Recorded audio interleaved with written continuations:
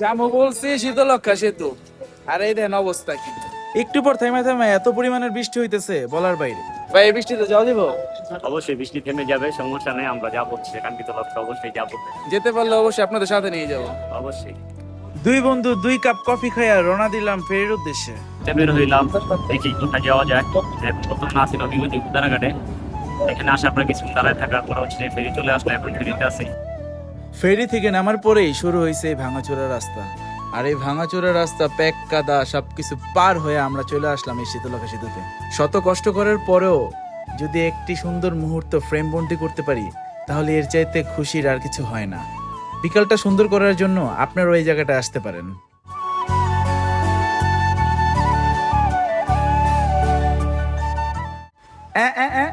কি করেন হৃদয় ভাই? আপনি তো পুরো প্যাক কাদা মাখায় গেছেন। বেচারা এখন প্যাক কাদা মাখায় যাওয়ার পরে এখন শার্ট চেঞ্জ করে নিতেছে, যাতে প্যাক কাদা বোঝা না যায়। ভাই এই পোজে একটা ছবি তুলবেন ভাই, এই পোজে একটা ছবি তুলবেন ভাই, এই পোজে একটা ছবি তুলবেন। এখন ভাই সামনের দিকে আগানের পালা। অনেক ঘুরলাম ফিরলাম, ব্রিজটা ভালোই, খারাপ না, কিন্তু রাস্তাটা খুবই বাজে। আপনারা আসতে পারেন চাইলে। তো অন্য কোনো ভিডিওতে দেখা হবে।